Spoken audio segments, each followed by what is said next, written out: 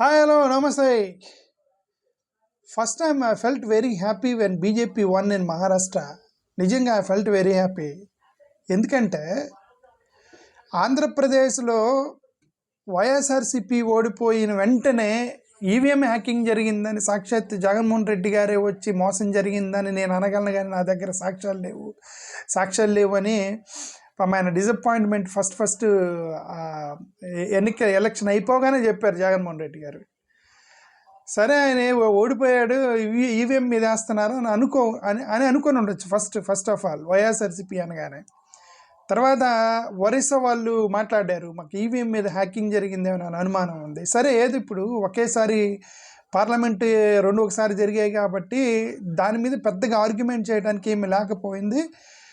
But the problem హర్యానాలో భయంకరమైనటువంటి doubt వచ్చేసింది హర్యానాలో. ఎందుకంటే ఎగ్జిట్ పోల్స్ మొత్తం కాంగ్రెస్ స్వీప్ చేసింది అన్నారు. అక్కడ ఎగ్జిట్ పోల్స్ కాదు. ఇప్పుడు చూడండి, మీరు మొదటి హాఫ్ అన్ అవర్ హర్యానాలో కౌంటింగ్ జరుగుతున్నప్పుడు మొదటి హాఫ్ అన్ అవర్ కాంగ్రెస్కి లీడింగ్ ఉందన్నమాట. ఎందుకు మొదటి హాఫ్ అన్ అవర్ కాంగ్రెస్కి లీడింగ్ ఉందంటే పోస్టల్ బ్యాలెట్ కౌంట్ చేస్తారు మొదటి half an hour. First half an hour postal ballot count చేస్తారు కాబట్టి ఆటోమేటిక్గా దాన్ని హ్యాకింగ్ చేయలేరు. పోస్టల్ బ్యాలెట్ అంటే పేపర్ల మీద గుర్తారు కాబట్టి హ్యాకింగ్ చేయలేరు. But after half an hour, after 1 గంట తర్వాత మొత్తం మారుతూ వచ్చింది హర్యానాలో. అంటే ఈవీఎం కౌంటింగ్ వచ్చిన తర్వాత హర్యానాలో డౌట్ వచ్చేసింది. సరే ఈవీఎం హర్యానా కూడా అనుమానం వచ్చింది అనుకోండి, సరే అదేదో పోయింది అనుకోండి. ఇప్పుడు మహారాష్ట్ర కూడా ఓడిపోవడంతో now I felt very happy. ఎందుకంటే అట్లీస్ట్ ఇప్పుడైనా సరే ఇటు పక్క ఒరిస్సా, ఇటు పక్క ఆంధ్రప్రదేశ్, ఒక పక్క హర్యానా, ఇంకొక పక్క మహారాష్ట్ర, ఇట్లా 4 రాష్ట్రాలు ఇప్పటికీ అనుమానం వచ్చేసింది. ఇక ఇట్లా 2-3 రాష్ట్రాల్లో కూడా అనుమానం వచ్చేస్తే అప్పుడు తిరుగుబాటు వచ్చిందని నా అనుమానం, అంటే నా యొక్క హోప్. అందుకే నా felt very happy one BJP one in Maharashtra. Okay, ఎందుకంటే ఇప్పుడు వాళ్ళు ఇమ్మీడియట్గా రాగానే మాకు అనుమానం ఉంది బ్యాలెట్ పేపర్ మీద. ఒకవేళ అది నిజంగా ప్రజలు ఓడిస్తున్నారేమో, బట్ అనుమానం అనేది వచ్చేస్తుంది కదా. ఈవీఎంల మీద అనుమానం అనేది వచ్చేస్తున్నప్పుడు డెమోక్రసీకి మంచిది కాదు అది. ఓకే ఇంతకుముందు బ్యాలెట్ పేపర్ల మీద ఓట్లు వేసినప్పుడు ఎవరు కూడా మమ్మల్ని చీట్ చేశారు, అప్పుడేదో రిగ్గింగ్కి సంబంధించినటువంటి ఆరోపణలు, రిగ్గింగ్ అనేది ఏదో ఒక నియోజకవర్గంలో జరిగేది, లేదంటే ఒక చిన్న బూత్లో జరిగేది రిగ్గింగ్ అనేది. ఇది ఏంటంటే వన్స్ హ్యాకింగ్ అనేది ఏంటంటే ఒకసారి ఈవీఎం మ్యానిపులేషన్ అనేది ఏంటంటే అది ఒక పెద్ద ఎత్తున మాస్ జరిగిపోతుంది కదా. ఒక చిన్న ఈవీఎం హ్యాక్ చేయగలిగిన వాళ్ళు ఎక్కడో మూల కూర్చొని, లేదంటే ఒక చిన్న టెక్నాలజీ కనిపెట్టిన వాళ్ళు, లేదంటే షిఫ్టింగ్ చేయగలిగిన వాళ్ళు అది ఎక్కడైనా చేయగలరు కదా. దేశంలో ఎన్ని చోట్ల చేయగలరు అనమాట. రిగ్గింగ్ ఇదంతా ఏంటంటే అక్కడ ఉన్న వాళ్ళు కొట్టుకుంటారు, కర్రలు తీసుకుంటారు, తన్నుకుంటారు. అది అట్లీస్ట్ తక్కువ, ద లిటిల్ బిట్ ఆఫ్ కొద్దిగా తక్కువ అనమాట ఇది మ్యానిపులేషన్ జరగటం. ఓకే, బలం ఉన్న చోట 2-3 చోట్ల జరిగిద్ది, కానీ ఇది ఇలాగ మొత్తం అన్నిటి మీద అనుమానం రాదు కదా. అందుకని నేనేది ఏంటంటే మహారాష్ట్ర కూడా డౌట్ వచ్చేసింది ఇప్పుడు. ఎందుకంటే మహారాష్ట్రలో కూడా అన్నారు. ఓకే, ఇప్పుడు మీరు జాగ్రత్తగా ఆలోచిస్తే ఈవెన్ మహారాష్ట్రలో కూడా ఫస్ట్ 1 అవర్ టఫ్గా పోటాపోటీగా ఉంది. ఫస్ట్ 1 అవర్ ఎందుకు? ఫస్ట్ 1 అవర్ పోస్టల్ బ్యాలెట్ లెక్క పెడతారు పేపర్ మీద. ఎప్పుడైతే ఈవీఎంకి వచ్చిందో మారిపోయింది మన మహారాష్ట్రలో, రైట్. అదే పెద్ద ఫిష్ పడుతున్నారు ఇప్పుడు ఆంధ్రప్రదేశ్, ఒరిస్సా, హర్యానా, మహారాష్ట్ర, ఇవి పెద్ద ఫిష్ అనమాట. ఈ పెద్ద ఫిష్ల దగ్గర వాళ్ళు సీరియస్గా తేడాలు వచ్చేస్తున్నాయి. ఎగ్జిట్ పోల్స్ కంటే కూడా దారుణంగా వచ్చేస్తున్నాయి. ఏదో చిన్నవి వదిలేస్తున్నారు. జమ్మూ కాశ్మీర్ దానివల్ల పెద్దగా ఏమండి మా బీజేపీకి లాభం లేదు. లేదంటే చిన్న జార్ఖండ్, ఒక చిన్న రాష్ట్రము, చిన్న ఇప్పుడు చిన్న వాటిని వదిలేస్తారు. అనుమానం రాకుండా వదిలేస్తున్నారేమో మనకు తెలియదు. ఓకే, సరే ఏదైనా సరే నేనేంటంటే ఒక అనుమానం అనేది పెనుభూతం. The doubt is very dangerous in the democracy. At least ఇప్పుడైనా సరే ఈ యొక్క బీజేపీకి అనుకూలంగా ఉన్న వాళ్ళు ఎలాగో మాట్లాడరు.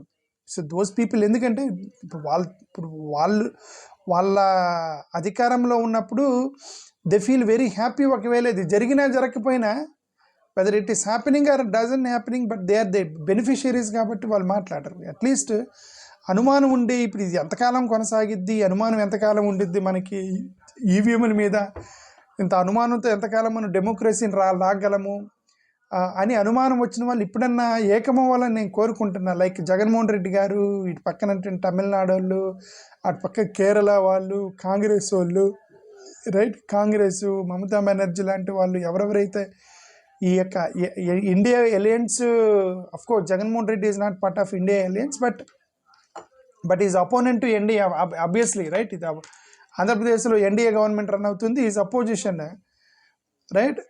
So that's why I'm saying that he should go in line with the India alliance only అని నేను అంటాను. అందుకని ఏం చెప్తున్నానంటే, ఎవరెవరైతే అపోనెంట్ ఆఫ్ ఎన్డీఏ కూటమి వాళ్ళందరూ ఏకమయ్యి ఇప్పుడైనా సరే దీనికి సంబంధించి ఒక పెద్ద చర్చ పెట్టాలి, డిమాండ్ రావాలి, ఉద్యమాలు రావాలి. కనీసం ఒక రాస్తా రోకోలు కానీ, ఒక చిన్న చిన్న ధర్నాలు కానీ, మీ యొక్క డిస్సాటిస్ఫాక్షన్ని ఎక్స్ప్రెస్ చేయటం కూడా చేయలేకపోతే ఇంకా అనవసరమైన విషయం అది. ఓకే, సరే తమిళనాడులో అంటే వాళ్ళు చేయలేరు, ఎందుకంటే బీజేపీ ఉండాలి కదా. తమిళనాడులో అంటే BJP they know that there is no scope for doing anything in Tamil Nadu because there are only 2 big parties. So అక్కడ ఏం చేస్తే అక్కడ అనుమానాలు వచ్చేస్తాయి కదా, అక్కడ చేయరు. అట్లా ఇప్పుడు ఆంధ్రప్రదేశ్లో ఈజీగా చేయగలిగారు, ఎందుకంటే టీడీపీ అలయన్స్ పెట్టుకున్నారు. పెద్ద టీడీపీకి పడ్డాయా, ఓట్లకు పడ్డాయా, జనసేనకు పడ్డాయి, ఎవరికి పడ్డాయి తెలియదు, మొత్తం 3 కలిపి ఓట్లు పడ్డాయి కాబట్టి. ఓకే, అలాగే హర్యానాలో బీజేపీ బిగ్గెస్ట్ పార్టీ, సో అక్కడ వాళ్ళకి అనుమానం లేదు. ఇప్పుడు మహారాష్ట్రలో అగైన్ ఎలియన్స్లో again there is issue alliance మహారాష్ట్రలో. ఓకే, అదే ఇప్పుడు నేను ఏంటంటే ఇప్పుడైనా సరే ఈ యొక్క ఈవీఎం మీద వద్దు, ఈ బ్యాలెట్ పేపర్ల మీదే పెట్టాలి అనేటువంటి ఒక పెద్ద ఎక్స్టెంట్, లార్జ్ ఎక్స్టెంట్ డిమాండ్ అనేది రాకపోతే, అతిపెద్ద ఎక్స్టెంట్గా ఒక డిస్సాటిస్ఫాక్షన్ అనేది ఎక్స్ప్రెస్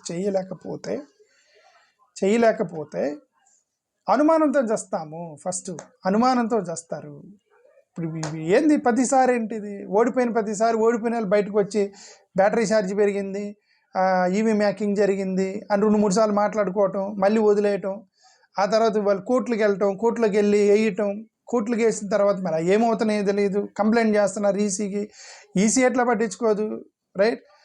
సో కోర్టులు ఎందుకు ఇంటర్ఫీర్ అవ్వట్లేదు, there are multiple things that in connection with the electioneering సిస్టానికి సంబంధించి ఇప్పుడైనా సరే వీళ్ళందరూ కూడా ఈ అపోనెంట్స్ అందరూ కూడా ఒక మాట మీద మాట్లాడితే బెటర్ అని నా ఉద్దేశం, రైట్. ముఖ్యంగా రాహుల్ గాంధీ లాంటి మా వ్యక్తి, ఎందుకంటే ఇక్కడ ప్రస్తుతానికి కేంద్రంలో ఉన్న అపోజిషన్ లీడర్ అతనే రాహుల్ గాంధీ, తనే సీరియస్గా తీసుకోవాలి, తనే గట్టిగా మాట్లాడాలి, రైట్.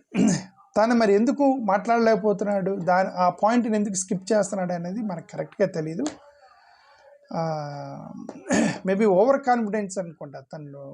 1-2 ఎలక్షన్స్లో కొన్ని, ఎందుకంటే మొన్నటిదాకా 30-40 సీట్లు వచ్చిన కాంగ్రెస్కి ఇప్పుడు ఒకసారిగా 150, 160, 170 వచ్చేసరికి అతను కాన్ఫిడెన్స్ వచ్చింది అనుకుంటా. ఓకే, అందుకని అతను మాట్లాడలేదు. ఓకే, బట్ ఈ షుడ్ రియలైజ్ దట్ ఇది ఈవీఎంకి సంబంధించింది ఏమైనా జరుగుతుందా జరగట్లేదా అనేది పక్కన పెడితే అనుమానం పెనుభూతం.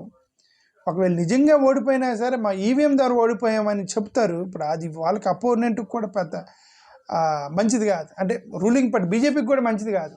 వాళ్ళు ఇప్పుడు ఒకవేళ నిజంగా గెలిచి ఉండొచ్చు, బీజేపీ నిజంగానే గెలిచి ఉండొచ్చు, బట్ ఈవీఎం మ్యానిపులేషన్ చేశారని అనగానే ఏమైంది, అనవసరం చెడ్డ పేరు బీజేపీకి కూడా. Okay, it is always good to go for paper ballots.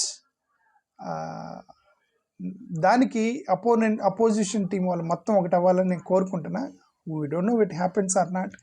అలాంటి వాళ్ళు మేము ఇక్కడ కూర్చొని మాట్లాడగలం. చాలామంది నాకు మెసేజ్లు పెడుతున్నారు, నువ్వు ఊరికే కూర్చొని ఇంట్లో మాట్లాడుతావు, నువ్వు బయటికి రావు అంటే. నా సమస్యలు వాళ్ళకి తెలియదు. Okay, I mean deep trouble, పబ్లిక్గా చెప్పుకోలేనటువంటి కొన్ని సమస్యలు ఉంటాయి, ఆర్థిక సమస్యలు అవన్నీ ఉంటాయి మాకు. కాబట్టి మా కెపాసిటీని బట్టి మేము చేయగలుగుతాము. ఓకే, అది సంగతి. Thank you.